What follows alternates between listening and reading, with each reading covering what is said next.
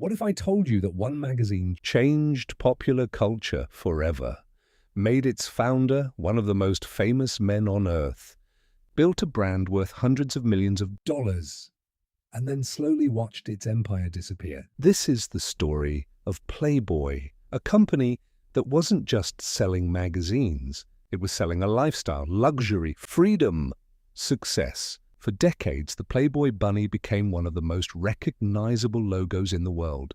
Celebrities wanted to appear on its cover. The Playboy Mansion became one of the most famous homes on the planet. Its parties were legendary. Its founder became a global icon. But behind the glamour, the business was changing, and Playboy didn't see it coming. To understand how everything began, we have to go back to Chicago in 1953. A young man named Hugh Hefner was working at a magazine publisher. He loved writing, he loved journalism, but he believed magazines had become boring. America was changing after the Second World War. Millions of young adults had money to spend. They wanted entertainment, fashion, music, politics, humor, and something that no mainstream magazine dared to publish. Hefner saw an opportunity. He borrowed around $8,000 from friends and family. It was a huge risk. If the magazine failed, everything would be gone. He didn't even know if there would ever be a second edition. The very first issue didn't even have a date printed on the cover. Hefner wasn't sure there would ever be another issue. Then he made one brilliant decision. He bought the rights to publish photographs of a young actress named Marilyn Monroe. At the time, she was becoming one of Hollywood's biggest stars. The first issue sold more than 50,000 copies almost immediately. It was an incredible success, almost overnight. Playboy was born, but Playboy wasn't just about beautiful photographs. That was only part of the business. Hefner wanted something different. Each issue included interviews with politicians, actors, musicians, and business leaders. Some of the world's most influential people appeared in Playboy long before podcasts or YouTube existed.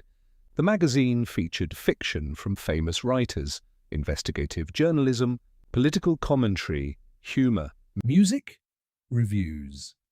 For many readers, Playboy became far more than a magazine. It became a symbol of modern culture. Throughout the 1960s and 70s, the brand exploded. Circulation reached millions of copies every month. The famous bunny logo appeared everywhere. Nightclubs opened across America and Europe. Television shows followed. Merchandise, licensing deals, restaurants. The Playboy Mansion became the center of celebrity culture. Movie stars, athletes, musicians, politicians. Almost everyone wanted an invitation. From the outside, it looked like Hugh Hefner had built the perfect business. But every empire has a weakness. And Playboy's biggest challenge wasn't another magazine. It was something that didn't even exist yet. By the late 1970s, Playboy wasn't just a magazine anymore. It had become a global brand.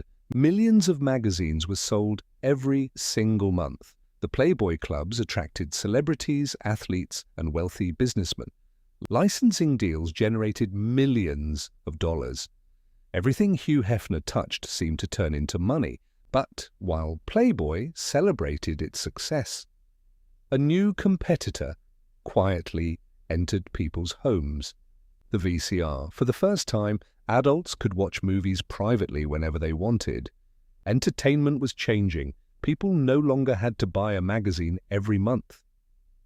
Soon after came cable television, then satellite TV. Every few years, technology gave consumers more choices, but Playboy was still making most of its money from magazines. For a while, the company continued growing. The Playboy Mansion became even more famous. Television shows followed Hefner's glamorous lifestyle.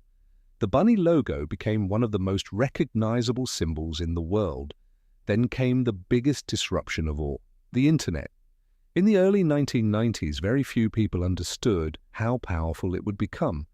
Most businesses believed it was just another trend. Playboy thought the same. After all, why would anyone stop buying magazines? Then everything changed almost overnight. Suddenly people could find unlimited content online instantly, without leaving their homes, and often for free. The scarcity that had made Playboy valuable disappeared. For decades, Playboy controlled access. Now the internet gave people more choice than they could ever consume. Magazine sales started falling, advertising revenue dropped, subscriptions declined year after year. Playboy tried to fight back. The company launched websites, digital subscriptions, television channels, new products, but every move felt like a reaction, not a revolution. Meanwhile, completely new companies were being built for the internet. They didn't have expensive printing presses. They didn't need trucks to deliver magazines. They weren't tied to an old business model. Playboy was. Then another problem appeared. The Playboy brand had become almost entirely connected to Hugh Hefner himself. For years, that had been a strength. His image sold magazines. His lifestyle attracted attention, but it also made it difficult for the company to evolve. As younger generations grew up with smartphones, streaming, and social media, the glamorous world of the Playboy Mansion no longer felt modern. The brand that had once represented the future was slowly becoming a symbol of the past, and the hardest decisions were still to come. By the early 2000s, Playboy's leadership knew something had to change. The magazine that had built an empire was no longer enough. Sales continued to fall. Readers were disappearing. Advertisers were spending their money online instead of in print. For the first time in decades, Playboy wasn't setting trends anymore. It was chasing them. The company made a bold decision. In 2011, Playboy stopped trying to be just a magazine publisher. It focused more on licensing. Instead of making money by selling magazines, it wanted to make money by selling the Playboy brand itself. The famous bunny logo appeared on clothing, perfume, watches, hotels, nightclubs, even home decor. The logo had become more valuable than the magazine. It was one of the most recognizable brands in the world. Then, in 2015, Playboy made what many believed was its boldest decision ever.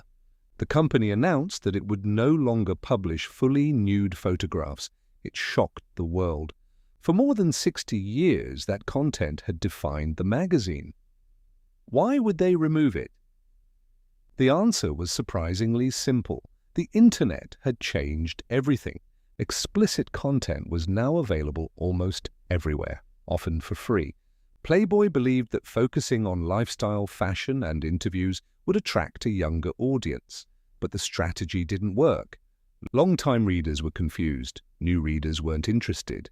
Within just over a year, the company reversed its decision and brought nudity back. It was a clear sign that Playboy was struggling to find its identity.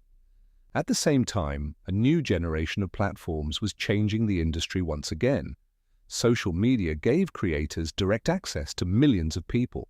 Subscription platforms allowed individuals to build their own audiences without magazines, publishers, or television networks.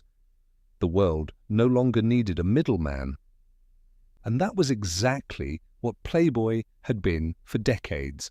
The company that once controlled an entire industry had lost its biggest advantage.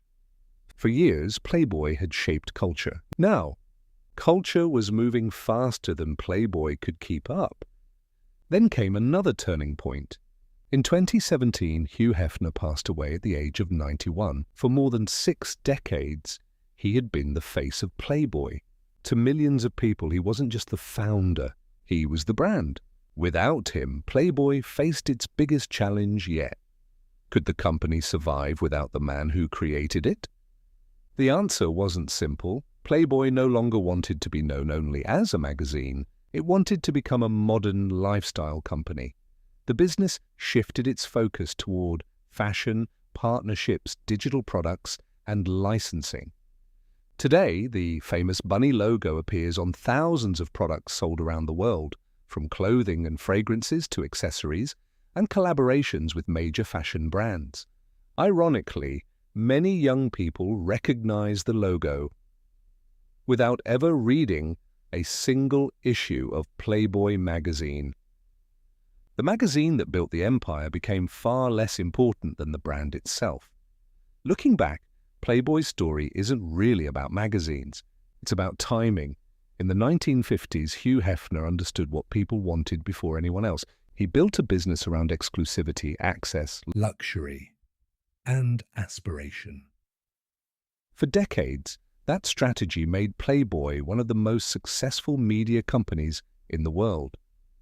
But technology changed the rules. The internet removed scarcity. Social media gave everyone a platform.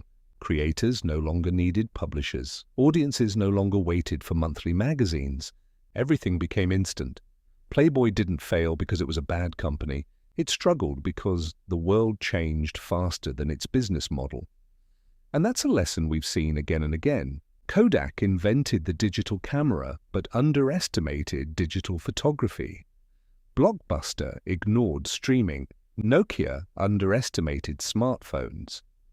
And Playboy underestimated how the internet would completely transform media. The biggest companies rarely disappear overnight. They slowly lose relevance while believing their past success will protect them. Some adapt, some don't. Playboy survived.